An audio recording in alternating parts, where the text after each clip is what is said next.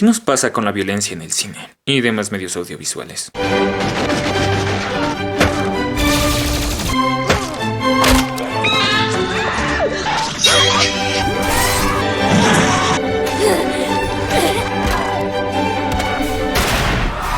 Lo hemos visto de mil maneras distintas y en todas partes. No, en serio, ¿en cuántas partes no hemos visto a personas bañándose en sangre de alguien más? Quiero decir, el hecho de que alguien esté en peligro y tenga que cortarse alguna de sus extremidades es el pan de cada día. Las series más populares en los últimos tiempos también son de las más sanguinarias y al público parece no importarle. Al contrario, parece que pedimos más, pero ¿por qué? Pues yo qué sé. Ten un churro. Tal vez se deba a que sea un mundo más violento y, bueno, en países como el mío eso es notorio. Pero, ¿qué me dices con respecto a países seguros y su extremo uso de la violencia? Ahí tienes a la hora del nuevo extremismo francés y un montón de películas gringas, por no decir más. Sin embargo, creo que podemos hacer una discrepancia a la hora de consumir violencia, y me refiero a ella como un fin y producto. Pues si algo es seguro es que no todo es igual. Así como otros elementos, la violencia parece tener su propia esencia, estilo y fin dependiendo de dónde provenga. Es casi como una marca de autoría. La violencia de Tarantino está muy lejos de ser parecida a la que muestra Michael Haneke. Es por eso que quiero hacer un breve esbozo sobre el tema de la violencia, especialmente la visceral y directa, y su relación con distintos medios audiovisuales. Explicar las razones de la aparición, guión, existencia de dicho recurso para con su fin. Eso y porque quería hacer algo pequeño en lo que preparo otras cosillas ricas. Así que, vamos allá.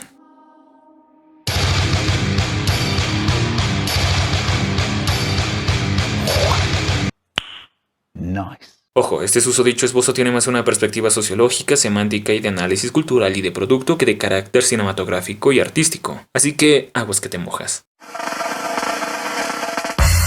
La violencia es un término complejo, así de sencillo. No existe una definición general sobre el concepto, y esto se debe principalmente a que son múltiples las disciplinas que investigan y profundizan sobre ella. Solo por nombrar algunos ejemplos, podemos observar que la psicología no comparte en su totalidad el concepto de violencia que existe en la psicología social. Esto pasa además con las ciencias sociales y por supuesto con el arte y la filosofía. Sin mencionar claro el hecho de que la violencia no es para nada de un solo tipo. En el cine y demás medios hemos interiorizado de cierta manera que lo violento tiene un aspecto similar a este. Ah, mira, un peso. Sin embargo, la violencia se extiende mucho más allá de lo apoteósico. No solo está reducido a lo explícito. Es aquí donde se traza una línea que diferencia la concepción básica y un conjunto de situaciones y signos que ejercen de una manera u otra un acto violento. Algo tan sutil como el mero hecho de ignorar a alguien puede ser considerado un acto violento sin más. Hagamos un rápido esquema sobre esto. Podemos considerar a la violencia como algo ajeno a la agresión e incluso a la agresividad. Mientras la agresión es un aspecto instintivo de hacer daño, más como una defensa que como una ofensa, y la agresividad se trata de un comportamiento constante con intenciones de lastimar al prójimo, la violencia es una conducta meramente ofensiva. Lo vital radica en que la violencia se cimenta en ideologías, tradiciones, creencias, costumbres y paradigmas. Ojo, esto lo tomo desde la psicología social. No son categorías absolutas ni mucho menos. Aún así nos sirven bien para dar a entender el tema. Tenemos así, por ejemplo, tres tipos de violencia principales. La violencia directa, podemos resumirla como lo físico y verbal. Creo que de esto tenemos muchos ejemplos. Tenemos la violencia cultural, basada más en la consideración de tradiciones y costumbres marcadas. Y tenemos la violencia estructural que, como dice el nombre, corresponde al hecho de las estructuras físicas, mentales y sociales que impiden la satisfacción de necesidades cuasi básicas. Como vemos, los actos más inmediatos a nuestra percepción no acaparan el total de significado de este concepto. Pueden ser las cosas más pequeñas y sutiles lo que generan situaciones violentas, aun cuando no lo sepas con certeza. En otras palabras, esto es violencia. De la misma manera en que esto lo es. Pero, ¿qué hay del cine? ¿Acaso el cine hace usanza de estas diferencias y explora a mayor profundidad el tema? Pues la respuesta, mi querido amigo, es...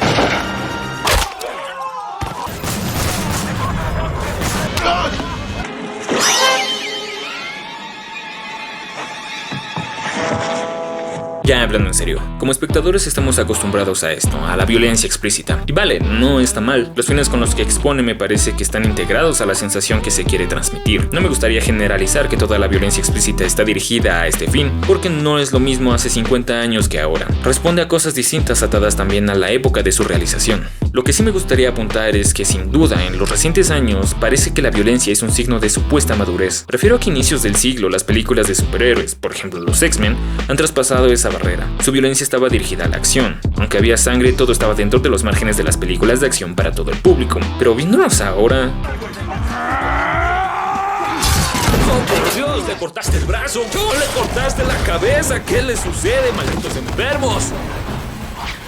Hablemos sobre violencia. Dentro de la violencia extremadamente explícita y gore, existen distintas razones detrás de su realización. Si tomamos a Tarantino, uno de los directores más populares de Hollywood y de los que más recurren a la violencia, notamos una exageración bastante clara cuando de sangre se trata. Me refiero al hecho de que la sangre y la violencia no son realistas, por llamarlo de alguna manera, sino que son utilizadas más como una especie de espectáculo o una catarsis emocional, una forma de puntualizar la acción dentro de su secuencia. ¿O me vas a decir que así es como se comporta la sangre en un tiroteo?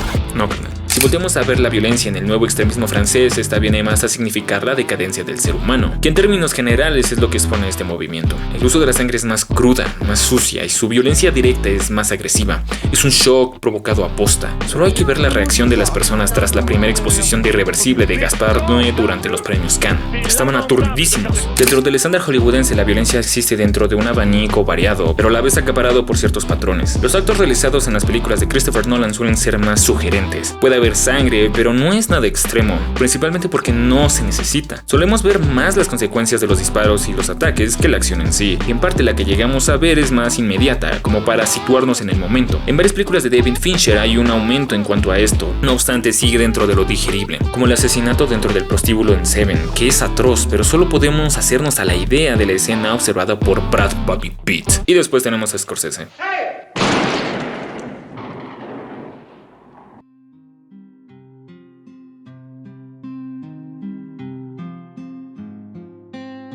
Si miramos la violencia dentro de las películas de terror y horror, encontramos otro mundo dentro de sí. De igual forma, me parece fútil intentar categorizar por completo su uso, pero es verdad que vemos ideas distintas en cuanto a lo que se desea decir. El proyecto de La Bruja de Blair pone su violencia en lo no visible. La Cosa lo hace en su incertidumbre y Hitchcock en su impacto. Más específicamente en Psicosis, Hitchcock sitúa el acto del asesinato de la protagonista hace ese entonces en el baño, cuando ella está en su intimidad y más segura. Aquí el acto violento toma un aire más simbólico, dado que el director quiere hacer una analogía con la situación vivida en Estados Unidos y la de Europa años atrás durante la Segunda Guerra Mundial. En aquellos años Europa era un desastre, no había lugar seguro y en cualquier momento podía empezar un ataque, mientras que en Estados Unidos la vida era más pacífica y se vivía sin mayor preocupación. Esta analogía plantea este hecho, que en Europa podías morir incluso en un lugar que usualmente consideramos seguro como el baño, un lugar incluso íntimo. Esa idea es transportada a la realidad estadounidense y por eso resultó aterrador para las personas de 1960. Es brillante porque cobra un sentido profundísimo que ataca la paz mental de las personas desde un ángulo nacido de lo social. Y estamos hablando del terror, no de una película socialmente crítica como lo puede ser en el neorrealismo italiano. Y además estamos hablando del probable padre popular del género slasher. Hitchcock estaba muy roto. Ejemplos así con respecto a otros géneros hay muchos. Los Olvidados nos habla precisamente de eso, de los olvidados en medio de una continua industrialización. Podemos ver aquí aplicados los conceptos de violencia directa, estructural y cultural juntos. Directa porque hay asesinatos y agresiones. Estructural por la situación que margina sistemáticamente a un sector poblacional concreto y que impide su desarrollo. Y cultural porque ante la banalización de la situación de la pobreza se gesta una ignorancia gigantesca que empuja al resto de la sociedad a simplemente abandonar a estas personas y recriminarlas. Es una violencia en muchas escalas y es espantoso de observar. Ahí tenemos la controversia que provocó, pero a la vez es una genialidad por ampliar ese abanico sobre la violencia aplicada en el medio cinematográfico. Muñuel, eres un genio, te amo, eres brillante. ¿Y por qué estás tirando el cuerpo del niño en el basurero, maldito enfermo? Aunque claro, sé que no he tocado los productos más famosos en cuanto a esto, así que vamos allá. Seamos honestos, la inmensa mayoría cuando ve una película o serie extremadamente violenta no intenta encontrar el horror que ello significa. Nel, al averno. El principal impulso que alimenta el querer ver una película violenta es el morbo. Nos encanta ver tripas saliendo, cabezas rodando y gente muriendo dolorosamente. ¿Pues que acaso me van a venir a decir que ven The Walking Dead por la trama? No me hagan reír. No es nada nuevo este tipo de producciones gore. Existen en todos los ámbitos. Películas, series, caricaturas, anime, videojuegos, cómics, etc. Curiosamente, es seguro gracias a Psicosis que existen productos así. A mi modo de ver, una buena parte de los productos gore no tienen más que ofrecer que eso mismo, gore. Al parecer, la curiosidad por ver sangre a chorros es un impulso incontrolable del humano, y digo, no quiero satanizar este género tachándolo de vacuo o de mal gusto e inmoral, porque sería más que hipócrita. Al final de cuentas se encuentra una manera de llevar a los límites de nuestra curiosidad por la sangre, a ver qué tanto resistimos, o simplemente es una forma de no pensar demasiado y dejarse asombrar por los efectos y el maquillaje. Incluso puede ser una manera de hacer humor negro. Lo que creo que sí es criticable inexplicable es el hecho de querer usar esto para hacerse los adultos. Hacer pasar algo como maduro solo por tener escenas viscerales y palabrotas. A mí me causa mucho más horror los detalles y la forma de llevar la trama sobre la guerra en Avatar que los cuerpos desmembrados y los desnudos para con la brutalidad del mundo en Onyx Equinox. Lo cual es una pena porque es una serie basada en varias de mis culturas preferidas, las precolombinas. Y el diseño sonoro, el detalle histórico y la paleta de colores usados son asombrosos. Pero no me gusta el hecho de mostrar sangre gratuitamente a cada oportunidad que se tiene, como si fuese sinónimo de serie para adultos. Entonces, ¿es necesaria o no lo es? No tengo la respuesta de ello, de hecho no sé para qué me pregunté en primera instancia esto si no la tengo.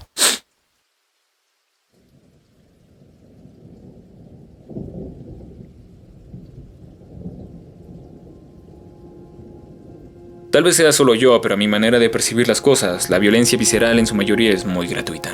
Como dije, parece usarse más como un sinónimo de madurez, es decir, yo puedo ver sangre y tripas porque soy grande, pero rara vez rodea en su totalidad del producto para mandar un mensaje más allá del entretenimiento y la diversión. Está ahí porque podríamos discutir si el cine debe ser comunicativo o expresivo, pero no es lo esencial aquí. Si vamos a los libros, vemos que por ejemplo en Plenilunio está rodeado de escenas explícitamente escritas, y que la familia de Pascual Duarte no se queda atrás. Aún así, aquí funge como una metáfora de la situación de los personajes, o como un contextualizador del momento histórico. Me refiero a que esa brutalidad tiene un punto crítico, y aunque como lo mencioné, Hitchcock hizo uso en parte de esto, seguía atado a ciertos rubros de su tiempo y de la industria. Los asesinatos son para infundir miedo en el espectador, mas no es crítico en el hecho en sí. Y no está mal, es al final una marca del autor. También tenemos escenas como la cabeza del caballo en El Padrino, pero es para mostrar el alcance del poder de los mafiosos, e incluso por más contundente que sean los olvidados, está atada a la industria del cine mexicano de la época de oro. Vamos,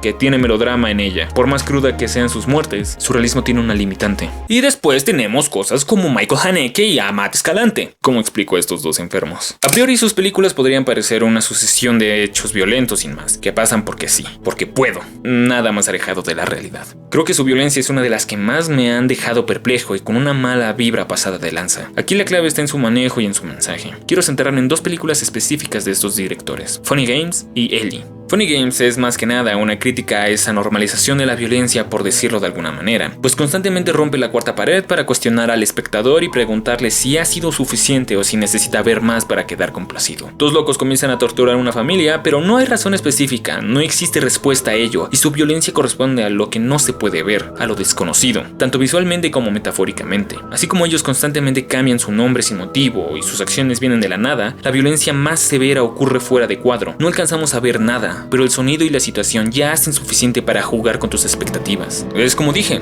nada es visible, pero todo es agónico. Es un tratamiento muy distinto en cuanto a la violencia explícita, pues en cierto modo nos dice que no hay necesidad de ver directamente una tortura. Además, su uso empieza en el hecho de que estos tratan de disgustar a los miembros de la familia, primero con cosas sutiles como hacerse el tonto para fastidiar y de repente ¡pumba!